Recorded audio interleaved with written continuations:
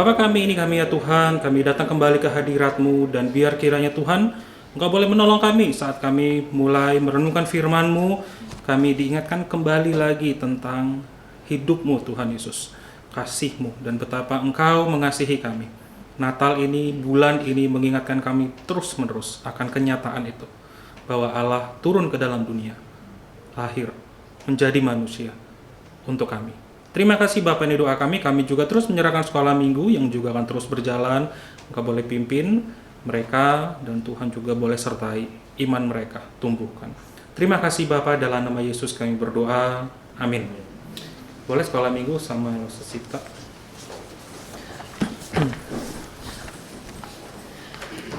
Ya, saudara-saudara silakan buka Lukas 2. Lukas 2.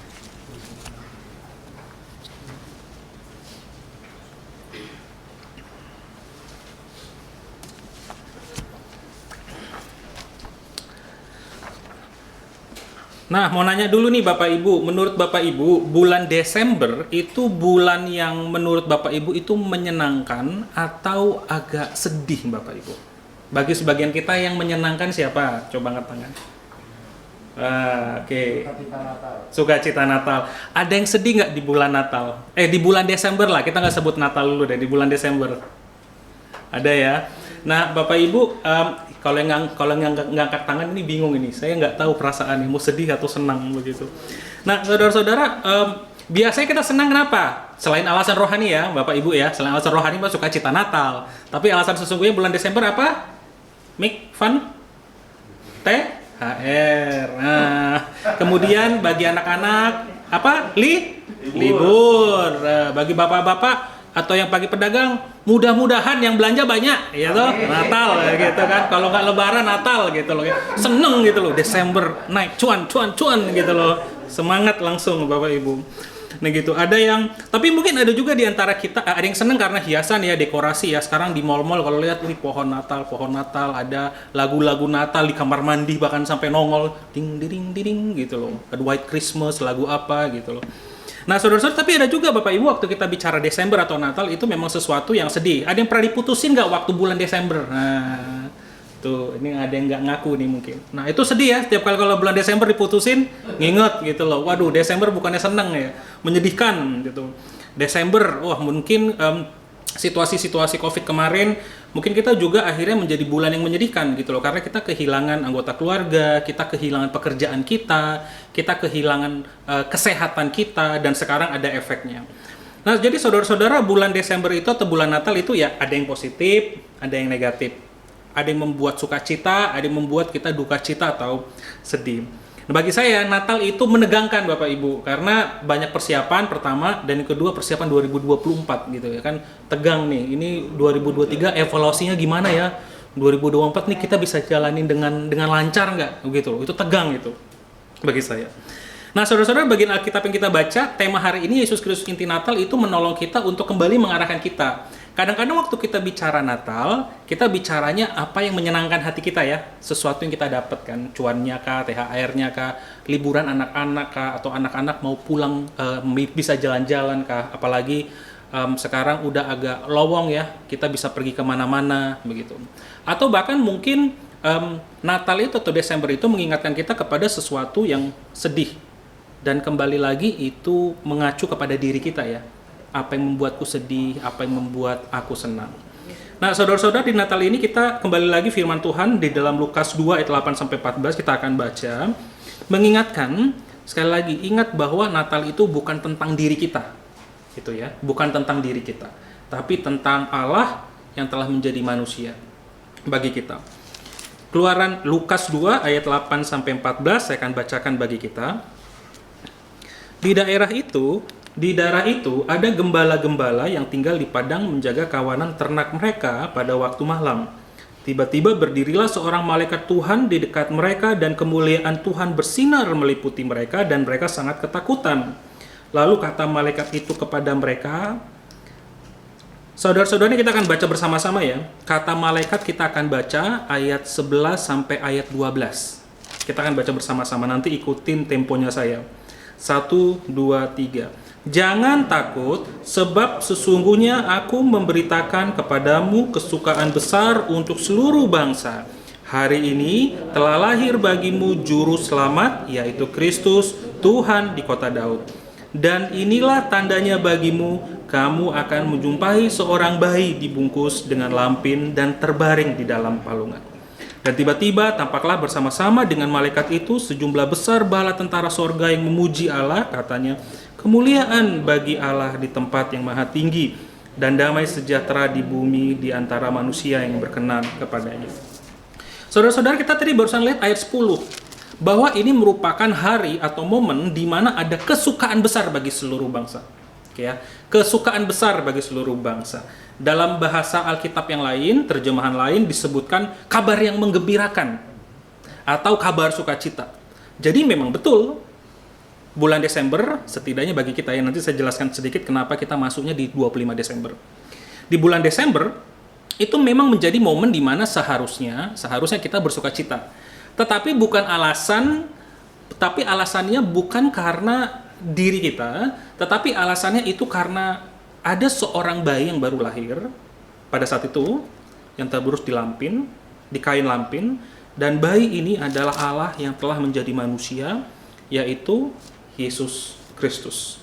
Namanya sih Yesus, Bapak Ibu ya. Jadi kalau Tuhan kan Tuhan Yesus Kristus, jadi namanya bukan Tuhan Yesus Kristus ya Bapak Ibu. Tuhan adalah itu gelarnya ya, kayak Allah gitu. Tuhan namanya Yesus, Kristus artinya juru selamat. Jadi namanya Yesus itu hanya Yesus doang. Tetapi biasa kita sebut Tuhan Yesus Kristus untuk memperkuat. Dia bukan saja manusia, dia Allah Tuhan, tapi dia juga manusia, Yesus, dan dia juga juru selamat, Kristus. Jadi Tuhan Yesus Kristus. Ini merupakan alasan dari kita, dan bahkan bagi orang-orang di perjanjian baru di Israel itu menjadi alasan bagi bersukacita. Kita memang tetap bersukacita di waktu Natal, walaupun kita kehilangan sesuatu. Kita bisa bersukacita di waktu Natal karena walaupun kita kehilangan sesuatu, pekerjaan mungkin, anggota keluarga, mungkin penghasilan, mungkin kekuatan fisik ya. Aduh, makin lama makin tua gitu. Bapak Ibu, saya tuh tertampar dengan kesadaran. Ya orang bilang masih muda sih ya, 36 ya, tapi Bapak Ibu, saya tuh mulai berpikir sebentar lagi kepala 4 ya. Saya tidak begitu bersemangat loh Bapak Ibu. Dulu waktu kepala 2, kepala 3 itu kayaknya lebih dewasa ya. Dari 17, 19 kayaknya kelihatan lebih dewasa. Saya mau masuk kepala 4 itu kayak, wah, persiapan nih. Darah tinggi, diabetes, gula. Saya pikir, waduh, ini udah ada masa depan nih. Amit-amit enggak lah ya, mudah-mudahan. Tapi ada kemungkinan itu. Jadi bukan karena itu, Bapak Ibu. Dan juga alasan kita waktu Natal dapat bukan karena sesuatu yang menyenangkan hati kita, tetapi memang karena ada Kristus Yesus yang sudah lahir. Nah, mungkin singkat kita harus jelaskan bahwa mungkin Bapak Ibu sudah tahu, Natal kita itu sebenarnya tidak pasti tanggal berapa ya Bapak Ibu. Yesus lahir itu tidak pasti tanggal berapa. Jadi di orang Kristen mula-mula, mereka itu merayakannya tanggal 6 Januari. 6 Januari, dan Kristen Ortodoks, kan kita ada Kristen Katolik, kemudian ada Ortodoks Timur ya. Kristen Katolik ini kan di zaman Martin Luther, jadi akhirnya pecah. Sebenarnya sih Martin Luther nggak mau pecah ya Bapak Ibu, ingat ya. Martin Luther nggak mau pecah, tetapi gereja Katolik nggak mau menerima pengajaran mereka pada saat itu, sehingga muncullah Kristen Protestan. Jadi cabangnya tahu ya, dulu itu hanya ada Kristen tok, nggak ada Katolik-Katolikan. Kemudian entah kenapa muncullah jadi sisi nama Katolik, Kemudian nanti ada yang mulai pecah ke Kristen Ortodoks. Kristennya agak timur. Sekarang Bapak Ibu mereka masih ada, biasanya mereka masih menggunakan budaya-budaya atau bahkan pakaian-pakaian yang sifatnya itu Timur Tengah, Kristen Ortodoks. Nah, jadi mereka itu tanggal 6 Januari. Di tahun 200 Masehi, ada beberapa teolog menemukan bahwa Yesus lahir itu tanggal 20 Mei. Jadi ada kemungkinan, karena menurut beberapa peneliti Alkitab, di Israel itu kalau malam dingin. Nggak mungkin bulan Desember, bisa mati membeku mereka. Jadi kemungkinan musim semi antara Mei sampai Oktober. Jadi ada beberapa teolog menyebutkan tanggal 20 Mei. Kenapa kita tanggal 25 Desember? Karena memang Paus Julius yang sudah menjadi gereja Katolik ya, menyatakan 25 Desember sebagai hari Yesus lahir. Ia memilih tanggal itu karena pada tanggal itu untuk menantang perayaan orang-orang Roma. Jadi ada perayaan orang-orang Roma, perayaan-perayaan kafir, orang yang nggak percaya kepada Tuhan. Mereka menyembah dewa Roma bernama Saturnalia. Sehingga untuk mengganti budaya, hari kelahiran dewanya mereka, hari dewanya mereka diganti jadi kelahiran Kristus, 25 Desember. Nah, jadi akhirnya ya kita mentok. Akhirnya sekarang kita rayakannya di tanggal 25. Jadi inti utamanya Bapak Ibu bukan di masalah tanggal ya. Bahkan kalaupun Natal itu 6 Januari, kalaupun Natal itu tanggal 20 Mei, Natal itu bukan masalah tanggal. Natal adalah momen di mana kita merayakan tentang Yesus lahir. Bapak Ibu mungkin mirip dengan kita ya. Ada beberapa waktu saya minta beberapa ulang tahun dari saudara-saudari, kan ada yang kadang-kadang menggunakan penanggalan Tionghoa ya, sehingga itu berbeda-beda. Wah, tapi kalau di KTP tanggalnya sekian. Oh yaudah, berarti untuk memudahkan mengingat dimasukkan ya di tanggal Gregorian ya, tanggal kita sekarang dimasukin. Ada yang saya lupa, kalau nggak salah ada yang tanggalnya lupa Bapak Ibu, ada sekitar 2 atau 3 orang. Sehingga akhirnya memutuskan untuk memilih satu tanggal. Nah, jadi Bapak Ibu, masalah utamanya apakah di tanggal kita lahir? Bukan kan? Tapi momen di mana kita itu hadir di dalam dunia. Bukan masalah tanggal, tapi kehadiran momen bahwa kita lahir di dalam dunia. Tanggal itu ya penting-penting nggak penting. Yang penting adalah aku eksis di bumi ini. Yesus juga sama. Fokus utama kita bukan terletak pada tanggal, tak peduli apapun itu, mau 6 Mei kek, mau 6 Januari kek, mau tanggal 20 Desember kek, gitu. Tetapi fokus utama kita, inti Natal itu, yaitu siapa? Yesus Kristus. Inti Natalnya bukan hadiahnya, bukan jalan-jalannya, bukan liburannya, atau bahkan bukan duka cita kita, bukan tanggalnya, tetapi tentang Yesus itu lahir di dalam dunia. Nah, Yesus itu lahir di dalam dunia dan dia memulai perjalanannya menjadi seorang manusia dan lahir di dalam kandungan bernama seorang perawan bernama Maria yang Bapak Ibu ingat ya, dia tidak menikah. Sudah tunangan, belum resmi menikah, masih tunangan, belum pernah berhubungan seksual dengan Yusuf suaminya, dan Roh Kudus hadir di dalam kandungannya dan muncul Yesus Kristus itu sendiri. Itu satu peristiwa supranatural yang luar biasa Bapak Ibu, yang kita nggak bisa pikirkan. Karena kan anak itu hadir pertemuan dari ovum dan sperma. Sekarang bagaimana mungkin anak bisa lahir tanpa pertemuan antara ovum dan sperma? Maria tidak menikah. Maria itu belum berhubungan seksual dengan Yusuf. Nah, jadi saudara-saudara, itu merupakan peristiwa spiritual. Kita nggak banyak bahas hal itu ya. Jadi fokus utama kita adalah momen di mana Yesus itu hadir. Yohanes 3:16, ada yang ingat nggak? Ayo Bapak Ibu. Kenapa Yesus lahir ke dalam dunia? Jawabannya Yohanes 3:16. Silakan. Ya.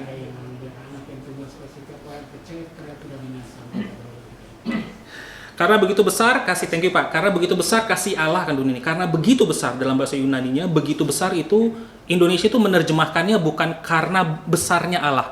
Dibuat Indonesia itu tambahan kata begitu besar. Jadi itu bukan sekedar besar, tapi begitu besar. Jadi dia mencoba menerjemahkan istilah Yunani itu kan, Yunani itu artinya tuh dalam bahasa ini itu sangat besar. Jadi bukan kayak hadiahnya besar ya, enggak. Hadiahnya sangat besar. Kalau Jawa biasanya kalau di Malang tuh ada suangatnya kan. Bukan sekedar besar, tapi sangat besar gitu. Apalagi ditambahin, dipanjang-panjangin tuh suaranya. Karena begitu besar kasih akan dunia ini, sehingga ia telah mengaruniakan anaknya yang tunggal, supaya setiap orang yang percaya kepadanya tidak binasa. Yesus mati ke dalam dunia untuk menyelamatkan semua orang. Bapak Ibu, ini tidak terkecuali ya. Semua orang di luar sana. Semua orang. Tapi anugerah itu, tetapi surga itu, hidup bersama dengan Allah, hanya dapat kita miliki kalau kita percaya. Supaya setiap orang yang percaya kepadanya tidak binasa, melainkan beroleh hidup yang kekal. Yohanes 3 ayat 16. Inilah alasan mengapa Yesus itu lahir, dan mengapa di dalam Lukas 2 kita bisa melihat bahwa jangan takut, sebab sesungguhnya aku memberitakan kepadamu kesukaan besar untuk seluruh bangsa. Bukan hanya untuk satu orang ya Bapak Ibu, hanya untuk orang-orang terpilih, enggak. Untuk seluruh bangsa, kesukaan besar itu. Seluruh bangsa. Hari ini telah lahir bagimu juru selamat, orang yang menolong. Juru selamat itu artinya, kalau juru kunci adalah pemegang kunci utama, ya, juru kunci. Juru selamat adalah orang yang pemegang kunci dari keselamatan itu, yaitu Yesus Kristus itu sendiri. Nah, Bapak Ibu, ini merupakan bagian di mana Allah itu turun menjadi manusia, dan ini merupakan bagian yang harus Allah lakukan. Saudara-saudara, Allah menciptakan kita sebagai manusia, begitu. Dan Allah di dalam perjanjian lama sudah berbicara dengan berbagai cara. Tetapi Allah tahu bahwa agar manusia bisa mengerti, Allah itu harus menjadi manusia. Seandainya Allah mau menyelamatkan binatang, saya yakin Allah akan menjadi binatang. Ya, terlalu ekstrim memang. Tetapi agar kita bisa mengerti bahasa binatang, saudara harus jadi apa? Binatang loh. Harus jadi binatang. Agar binatang itu bisa mengerti siapa kita. Ya, bisa dilatih sih, tetapi kan mereka bisa melihat kita itu tuannya, atau ya tuannya. Allah itu harus mengerti, Allah itu ingin agar manusia itu bisa mengerti dan berbicara dengan Allah. Di perjanjian lama, Allah hanya bicara melalui siapa? Nabi, imam, mungkin ada raja lah, kayak Raja Daud. Tidak semua orang tahu. Tapi di dalam perjanjian baru, Allah harus turun menjadi manusia, sehingga dia memberitahukan pengajaran-pengajarannya. Makanya kita kenal Injil. Injil itu menjadi inti utama dari perjanjian baru kita ya, dan perjanjian lama. Injil itu menjadi kacamata kita untuk melihat perjanjian lama. Injil itu, Matius, Markus, Lukas, Yohanes. Untuk melihat perjanjian lama. Allah harus datang menjadi manusia, sehingga manusia itu bisa melihat, oh iya ya, Allahku itu adalah Allah yang bisa dilihat, diraba, disentuh, dijilat atau enggak ya? Dijilat ya, 5 panca indera. Enggak mungkin dijilat ya, dan didengar. Jadi manusia punya kemampuan itu tuh agar bisa melihat, oh ini ada Allah yang hidup. Sekali lagi kita perlu memang bahas apakah Yesus ini benar-benar pribadi yang historis ya. Itu di apologetik, nanti kita nggak bahas di sini. Tapi Allah itu sudah menjadi manusia dan ada begitu banyak saksi mata. Jadi kehadiran Yesus di dalam dunia memiliki begitu banyak saksi mata, dan akhirnya para saksi mata ini menulis Injil, Matius, Markus, Lukas, Yohanes. Paulus pernah mendengar banyak tentang Yesus, tetapi Paulus lebih banyak menulis penjelasan dari apa yang ia terima dari Tuhan. Paulus tuh hanya pernah lihat Yesus 1-2 kali kalau nggak salah, ada beberapa kali. Jadi Paulus itu tidak bersama-sama Yesus ya 3,5 tahun ya. Tetapi dia disebut rasul karena Yesus menampakkan diri waktu dia perjalanan ke Tarsus. Bapak Ibu ingat ya, dia dibutakan, Yesus menampakkan diri, dan kemudian dia habis itu bertobat. Jadi waktu Yesus datang ke dalam dunia, dan kabar, mengapa ini menjadi kabar kesukaan bagi dunia? Karena kali ini Allah bisa disentuh, wanita yang memegang jubahnya, mungkin murid-murid yang pernah memegang tangannya, Petrus yang hampir tenggelam memegang tangan Yesus, real ya, real, nyata itu. Begitu banyak orang, ribuan, bukan mungkin ratusan ribu yang pernah mendengar si guru ajaib inilah ibaratnya, Yesus. Dan ada begitu banyak saksi mata Yesus yang akhirnya mati, menderita, disalibkan, dan mati bagi kita orang percaya. Dan ini ingin menunjukkan Bapak Ibu bahwa kesukaan ini hadir karena Allah ingin memberikan kita itu kasih gitu. Fokus utamanya adalah Allah ingin menunjukkan kasih-Nya kepada kita. Di dalam Roma 5 ayat 8 dituliskan demikian. Akan tetapi Allah menunjukkan kasih-Nya kepada kita oleh karena Kristus telah mati untuk kita ketika kita masih berdosa. Akan tetapi Allah menunjukkan kasih-Nya kepada kita oleh karena Kristus telah mati untuk kita ketika kita masih berdosa. Sewaktu Yesus lahir ke dalam dunia, Yesus tidak terus-menerus menjadi seorang bayi. Yesus bertumbuh dan Yesus menjadi model yang sempurna di hadapan Allah dan di antara manusia.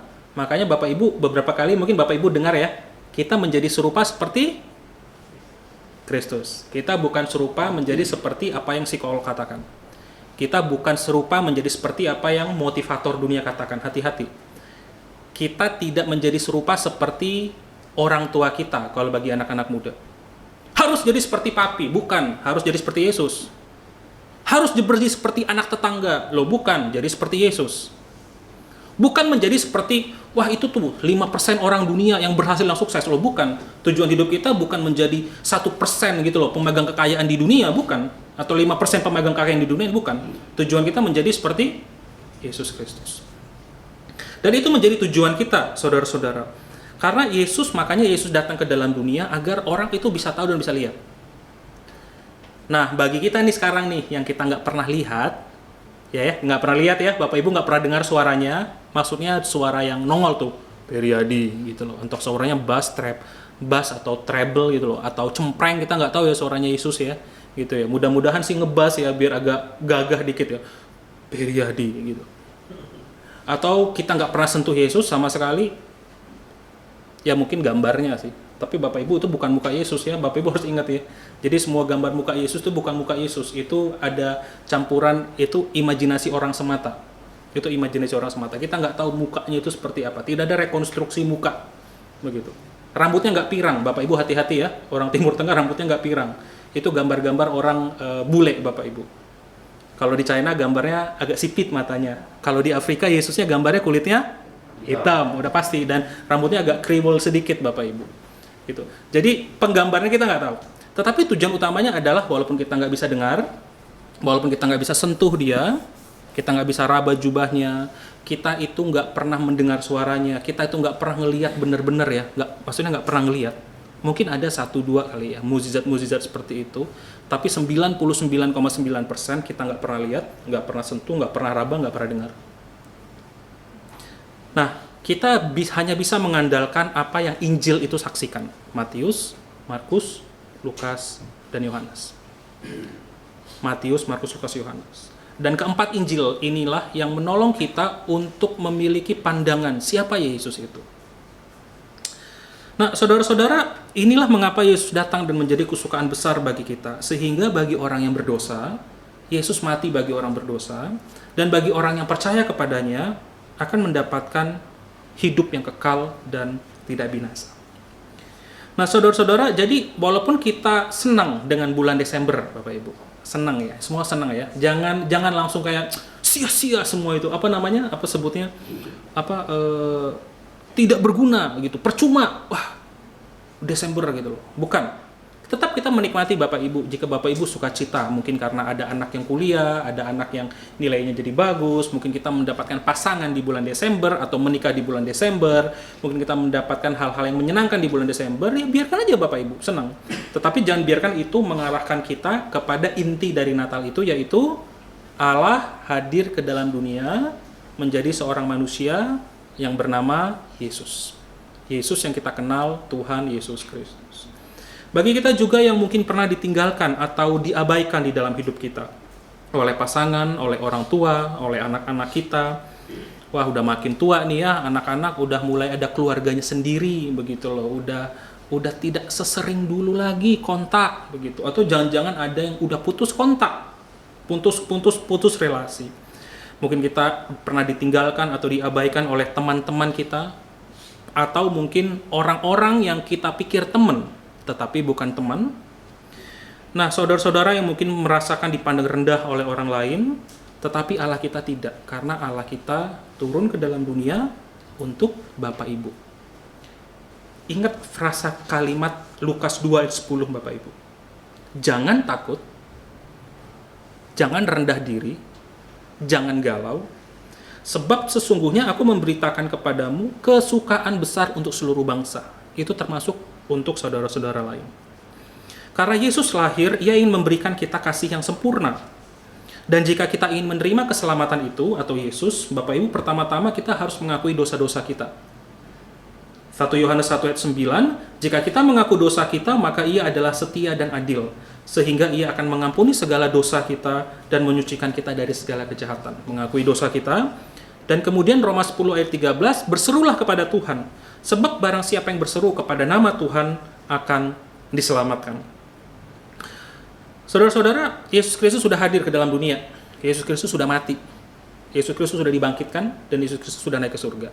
Nah, tinggal sekarang kita, apakah kita ingin menerima hadiah dari Natal itu, Bapak Ibu?